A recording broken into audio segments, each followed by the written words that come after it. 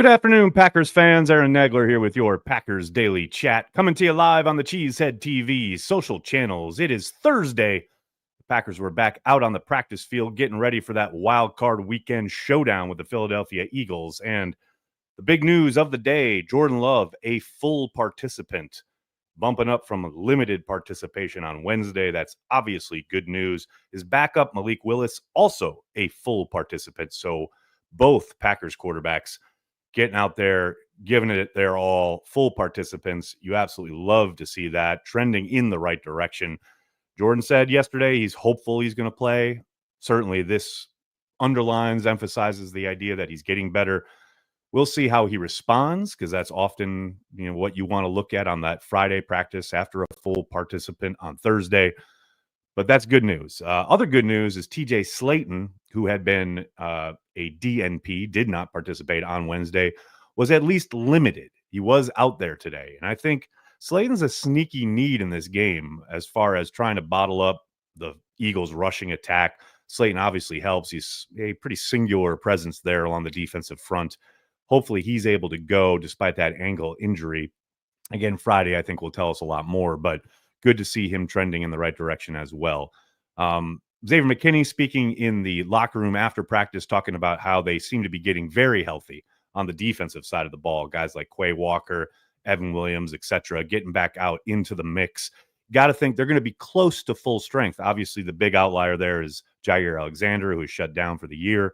But for the most part, it sounds like they're going to be pretty full to the brim, so to speak, roster-wise, when it comes to putting out a defense in the best possible way they can to try and slow down, because you're never going to stop this Philadelphia Eagles offense. And speaking of the Eagles, Jalen Hurts, again, a limited participant today and still in the concussion protocol. Now, I know most people assume that this is a formality and he will be out there on Sunday afternoon, and I do think that is the case, but it is something to keep an eye on. It is something they could literally take up until game day, until inactives are announced an hour and a half before kickoff. So it's something to track. Again, I fully suspect he'll be out there, but you never really know 100% until they make the declaration. So we'll see how that transpires throughout the week. But on the Packers side of things, again, obviously good news. And one other note regarding the Green Bay Packers today, shout out Edgerrin Cooper, your defensive player of the month for the month of December. A month, by the way, where he started that first game, he was still injured. So he obviously came back from injury and made a case. The NFL announcing today he is the NFC Defensive Player of the Month, Rookie Defensive Player of the Month. You love to see it. This kid is everything that you have ever wanted at the linebacker spot in Green Bay. We've talked about it before. The kid has potential to be really, really special. And hopefully this is just the start of a game-changing type career there at the inside spot in the Green Bay defense. And a guy who only played 11 snaps the last time these two teams met down there in Brazil. Did some nice things. I actually remember asking Matt LaFleur about it after the game, because he really jumped off the field as far as, a guy who had not gotten a lot of time in the summer due to injuries. But you could see it right from that first game. A guy who really kind of stands out athletically. And again, only played 11 snaps in that matchup. You got to think, given all he's done here in the last month or so for Green Bay, he's going to be a bit more of a difference maker this time around, hopefully helping to bottle up, never going to stop, but contain a little bit the presence of Saquon Barkley. Clearly, that is a net positive for the Packers as far as his involvement. Hello to everybody in the comment section. So good to see everybody already, folks, mixing it up. Jeremiah, how are you? Stu, football. Chuck Olson, how are you? Before we get going, let's give a shout out to our good friends over at Prize Picks. Prize Picks is daily fantasy sports made easy. You just select 2 or more players, pick more or less on their projected stats, and place your entry. Quick withdrawals, easy gameplay, and an enormous selection of players and stat types are what make Prize Picks the #1 daily fantasy sports app. Go to prizepicks.com and use code CHTV. Spend $5 on lineups and get $50 instantly. Prize Picks is available in 43 different states, most importantly, including Wisconsin. Here are my picks for tonight's college football playoff. Send me your lineups, whether it's in Twitter, email, Aaron@cheeseheadtv.com, Facebook message, wherever you find me. Send me your lineups. Use the link in the description of this video. And remember to use code CHTV. Do it, people. I mean, we are about to hit a stretch starting tonight of phenomenal football games for the next basically 5 days. And you can use prize picks for each and every one of those contests. So get on it, folks. All right, folks, what's going on? Let's get to your questions, comments, concerns. Adam starting us off with a super sticker. Appreciate you, buddy. Thanks for the support. Very much appreciated. What else we got here, folks? We got Jake. How you doing, man? Hey, Nags, how many times does Matt LaFleur need to go for it on fourth down in the red zone against a divisional opponent, not get it, and lose by 3 or less? I believe 4 of our divisional L's were within 3 points. Yeah, Jake, it's disconcerting, right? And I'll never kind of condemn him in the moment. I'm sometimes frustrated with not taking the points, but man, he is, again, and I've talked about this a lot. Hell, I used to talk about this when McCarthy was the coach, because I specifically remember him going for it down in Tampa in 2014, I believe it was, and everyone killed him for it. And then he didn't go for it out in Seattle, and everyone killed him for it. So you're damned if you do, and you're damned if you don't as a coach because of the result, right? And you can sit here and say, yes, they lost those games by 3 points, and LaFleur didn't take the points, so it's a direct correlation. But that is looking at the result, right? In the moment, the process of it, it's hard for me to kill him. And I get the outcome is frustrating, but I don't mind him being aggressive. I don't mind him trying to, score more points, right? Rather than, quote, settling for 3, trying to put 6 and or 7 on the board, or maybe even 8 if he's going for 2. I hear you. Again, it's just hard for me to get too worked up about it. Jeezy, baby, how you doing, man? I think it's sad minority coaches get one and done 35% of the time. The last 10 years compared to 11%, we have much work to do. Go Pack Go. Jeezy, baby, you put a lot in there without exclamation points or even punctuation, so I'm going to try and parse it. But yes, it is an ongoing problem with the NFL. I don't think anybody is under any illusions that the issue still remains, despite the work they've done with the Rooney Rule, etc. And it does kind of rankle you a bit when you see a guy like Gerard Mayo, one and done out the door, while other coaches, white coaches usually, are allowed to flail around for years on end. Now, look, no one's under any illusions that this is anything more than a personality and or relationship business, right? And it's who you know. And that's why when people try to poo-poo or dismiss the NFL's attempt at, putting things together where they have minority coaches in front of owners, and they've done a few of these now over the course of the last couple seasons, just so they can get FaceTime with them and get to know them a little bit more in ways they probably never would if they were just going through normal hiring cycles. It's at least an attempt, right? But you're never going to change a human nature as far as whoever owns the team and is making these decisions. They've got to do it.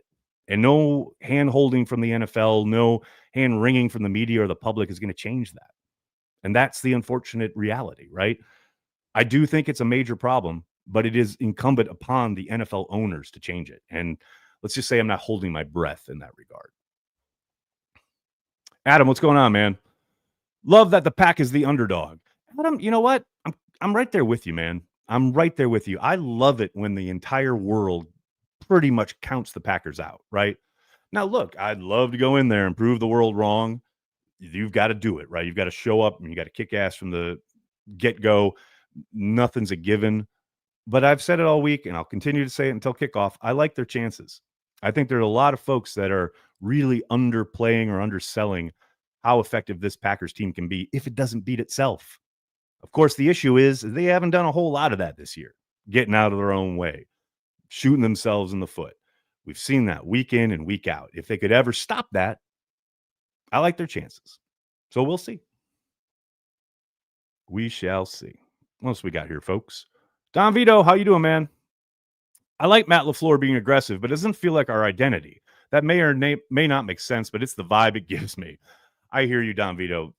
I think it's tough, too, when you've got someone in the division like Dan Campbell who has formulated his identity as I'm going for it more often than not. What's weird to me is that early in his tenure, Matt had kind of been that guy. He was almost, not always, but oftentimes going for it on fourth down, Whereas now I feel like there's a lot more getting up to the line of scrimmage, trying to get them to jump. They don't jump. Okay, we're going to punt.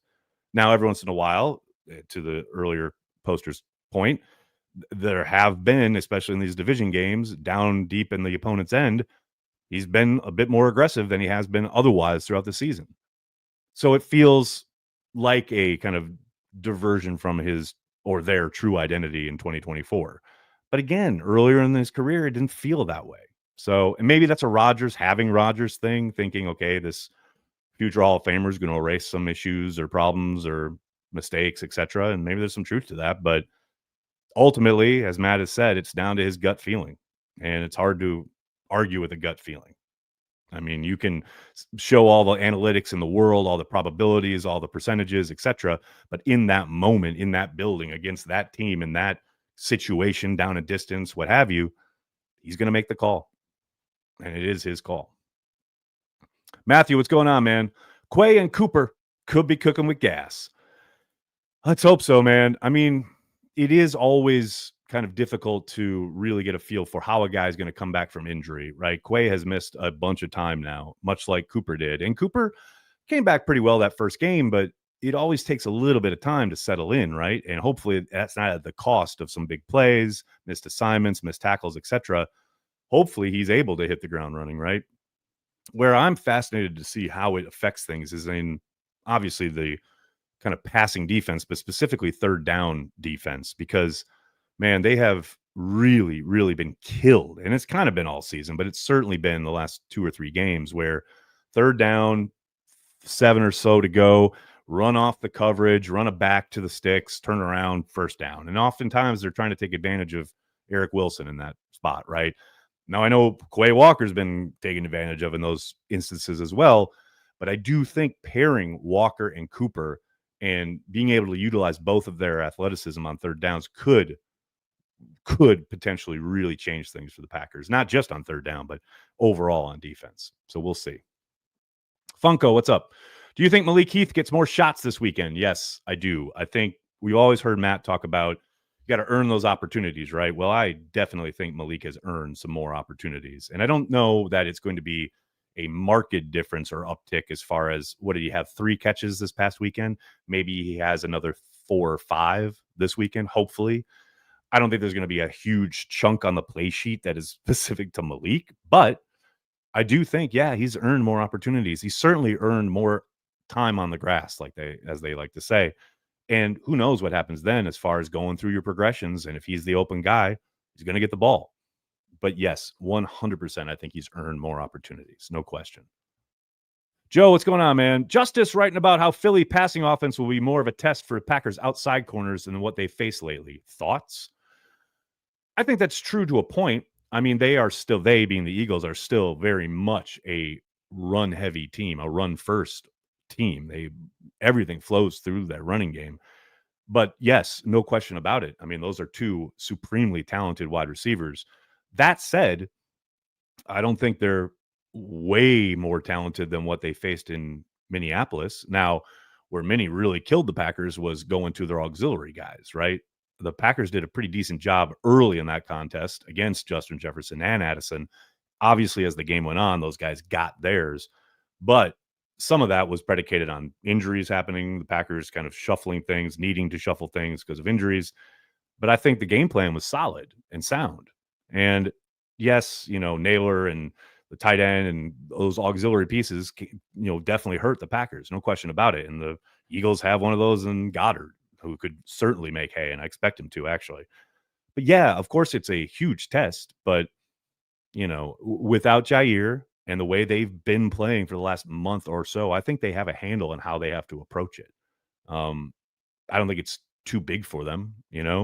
This is a fascinating tidbit that I saw from Bill Barnwell this morning, reading about this matchup.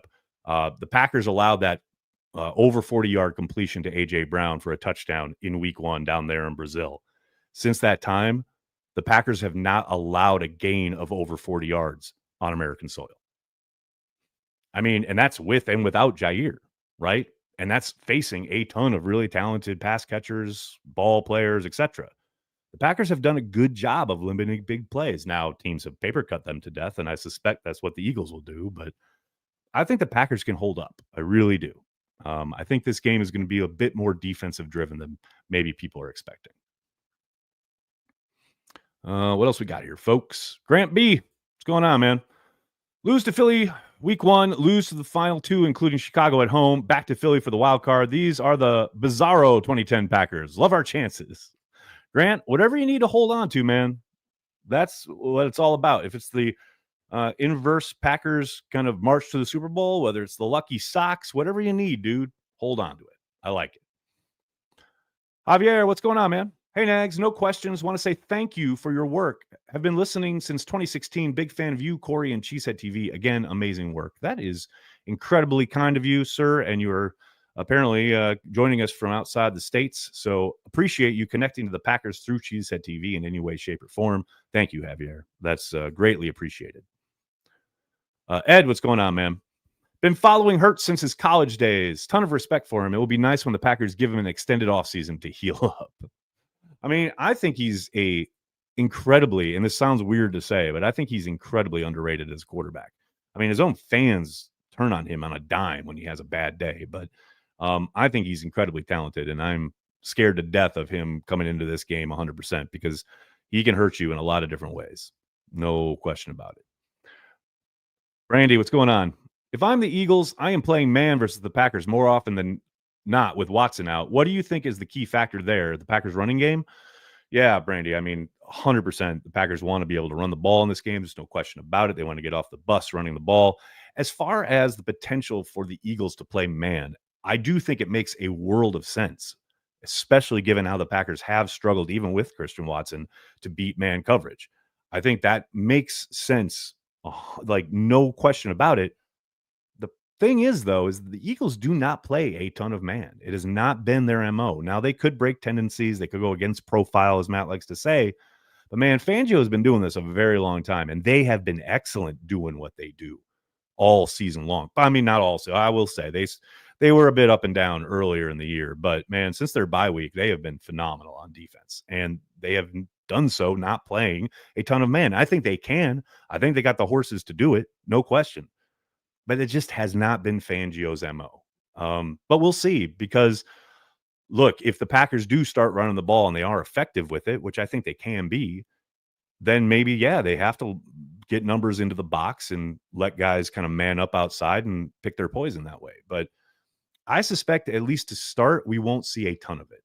I do think they're going to try and run their stuff, especially those old school coaches. They love to say, we're going to do what we do. We're going to run our stuff, and you're going to have to beat it. Well, the Packers are going to have to show that they can beat it, and then maybe they start throwing some other looks at the Packers.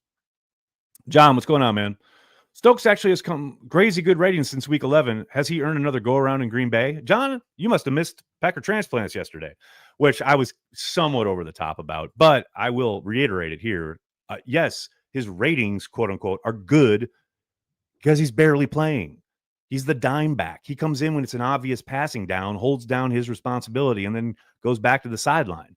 Your main guys out there are Carrington Valentine, Keyshawn Nixon, Bullard in the slot. Like, he is there when it's like 3rd and 12, and they know they're going to have to pass the ball.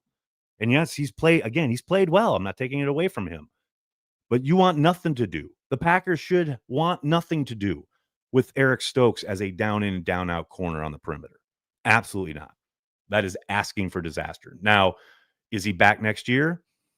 I think there's a possibility. I do think there's a decent chance he hits the road because they're going to overhaul their cornerback room a lot like they did the safety room this past offseason. That's just guesswork on my part. I haven't heard or know anything, but that's where I think this is headed. But we'll see. We shall see. Abdul, what's going on, man? Hey, Aaron, does it look like Hurts will play? Abdul, I talked about it a little bit earlier.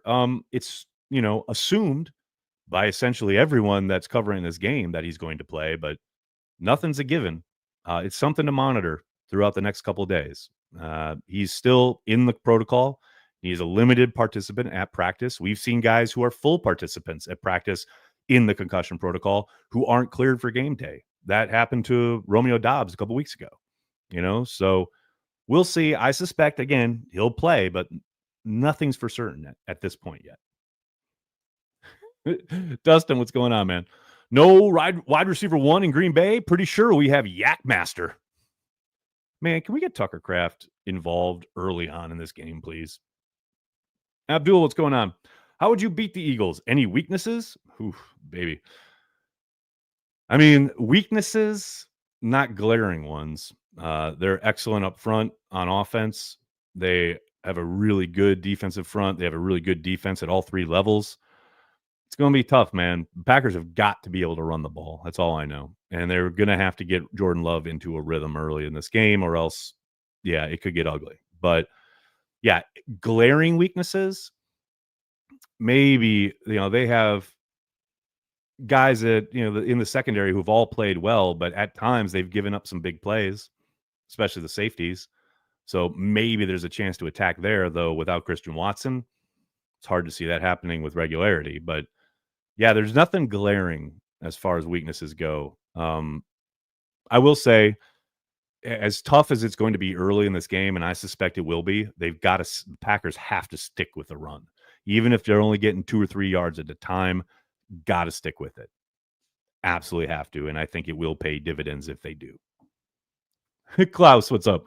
Klaus puts it much more eloquently. Run the goddamn ball and let defense smoke them. Okay, Klaus. I like where your head's at. Let's do that. Dustin, thanks again. Random Packer, Forrest Gregg. See, okay, I don't know if you can call one of the greatest players to ever wear a Packers uniform a random Packer. Like, I understand, like, he's not a guy who gets talked about a whole lot in the modern pantheon of Packers, but he is one of the greatest to ever lace him up for the green and gold. So, yeah, I don't know if there's anything random about that. What else we got here, folks? Oh, Brett going back in time here. Rewatching the 2010 Packers-Eagles wildcard game, and the Packers ran a fair amount of full house backfield with Quinn Johnson and John Kuhn with James Starks at the running back. Love this wrinkle. Man, remember when Starks burst onto the seam? That was a fun time. That game in particular was a fun time. No question about it. Richard, this is a good question. Do you see Jeff Hafley's defense similar to Brian Flores' first season in Minnesota? Feels like once Hafley gets more new players to fit his scheme, the defense can be more potent next year. Yeah, Richard, I do think they are, probably playing a bit undermanned for what he wants to do. He just mentioned in his press conference a little bit ago about how they've had to adjust things they were thinking about doing at the start of the year, like last offseason. They get into the reality of the season and, okay, we maybe don't have the horses for these courses. You got to change your tactic a little bit. But I do think the obvious thing is needing an edge rusher, needing someone who can give you some disruption, either on the edge or even along the interior, someone who's a disruptor up front. Because if you can get that going, I think they're sitting pretty well regarding, obviously you want to augment corner, but they've got what they need if they can get some kind of regular disruption up front. That is the key. That will take this whole thing to another level. Dustin, what's up? Coach Forrest Gregg. He's still Forrest Gregg. It doesn't matter if it's coach, player, whatever. He's still Forrest. It's like saying random Packer Bart Starr. There's nothing random about either of those guys. They're both legends. Kyle, what's up, man? Matt has to give Love easy check down options. These tight ends need to be a factor in the passing game. Let's go, Josh Jacobs. Well, Kyle, you got to remember the defense also plays into this a little bit. I mean, there are times when maybe the call has a, quote, easy check down option, but if the defense blitzes or pressures in a way you weren't expecting when you called said play, and say Love reads that at the line of scrimmage and then checks to a protection that keeps the back in. Now, all of a sudden, he doesn't have that easy check down. And I'm not saying, obviously, that doesn't happen every single play, but it is a component. Tight end as well. Like maybe those tight ends are in line and they're supposed to be going out in routes, and all of a sudden you see an overload on one side, you slide protection, you keep the tight end in, and all of a sudden that quote unquote easy outlet to the flat from the tight end is no longer there in the progression. And again, this is very case by case as far as the plays go, but yes, sometimes you can have all the plans in the world as far as, I got to make sure he has a check down to go to, but that doesn't mean there's always going to be available in the flow of the game, in the flow of play by play by play about what the defense is doing and how you're adjusting. Now, I agree. Yes, you 100% want that. There's no doubt about it. You want to be able to give him easy outlets. It's just sometimes the defense will not allow that to happen, or you have to adjust as you're going.